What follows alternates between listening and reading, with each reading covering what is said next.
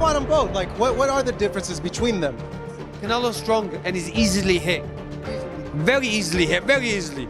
Compared to when I fought against Crawford, I couldn't even hit. Clean. So really, that's the difference. And they both hit hard.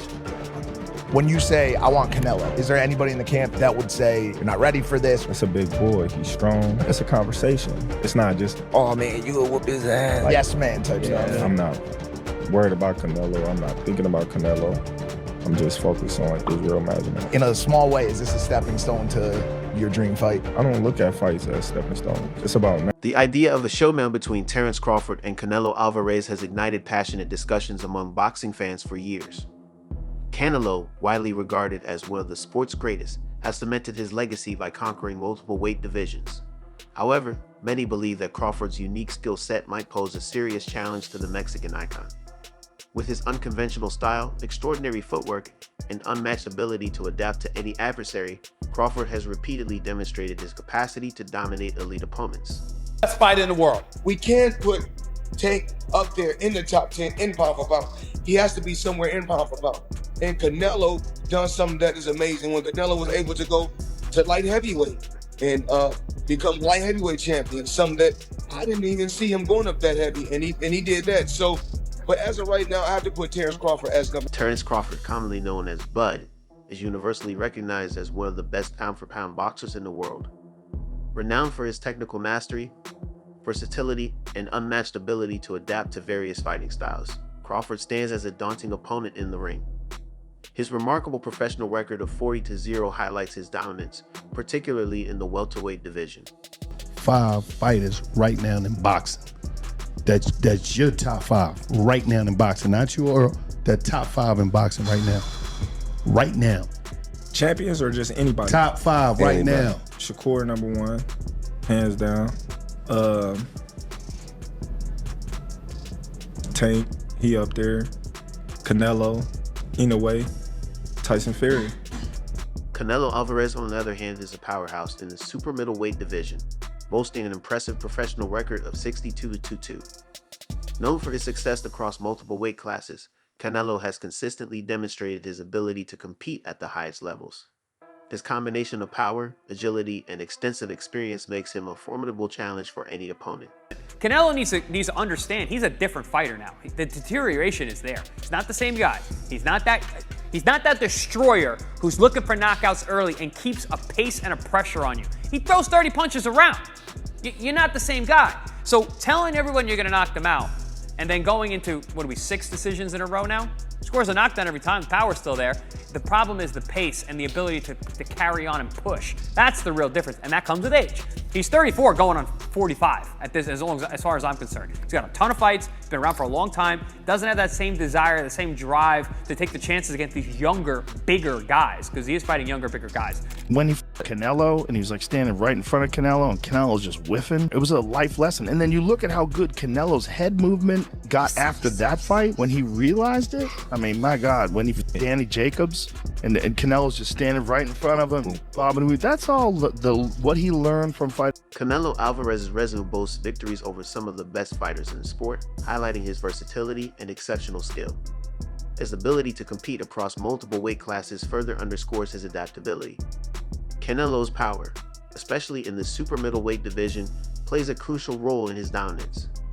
His knack for delivering devastating punches while absorbing incoming shots makes him an incredibly tough opponent. You fought Floyd Mayweather at what? Were you 23? 23. That's so fucking young. Yeah. What was that like? I trained so hard, and now obviously I try to beat him because, you know, if you beat him, you want to be the best in the world at 23. What do you think was so impressive about him? His experience, he's so smart. He have everything in a fighter, you know, a complete fighter. He don't have power in the punches, but when you that kind of fighter, you don't need it. You think that was the toughest fight you faced? No. What do you think? I think it's tough fights and difficult fights. That was a difficult fight. Canelo is beating these guys with all 5 layers of defense. Number 1, supremacy.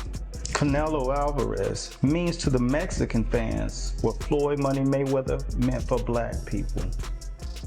50 wins in boxing, no losses, no Beyond his power, Canelo Alvarez's agility and ring intelligence distinguish him as a complete fighter.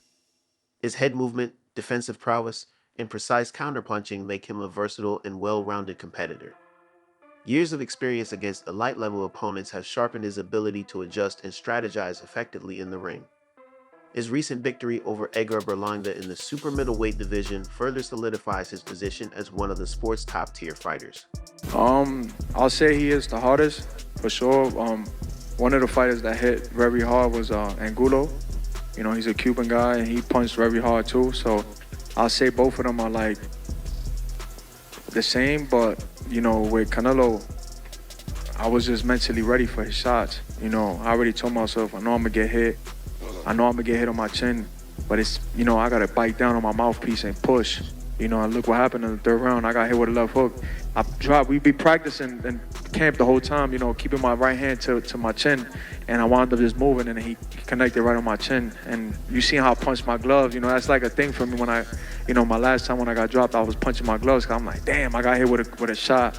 I'm not supposed to be on the floor, but you know, it comes with boxing. You know, the greats done got dropped, you know, got hurt, but it's about how you come back and Edgar Berlanga has weighed in on the potential matchup between Canelo Alvarez and Terence Crawford, emphasizing the unpredictability of boxing and the fact that anything can happen in the ring.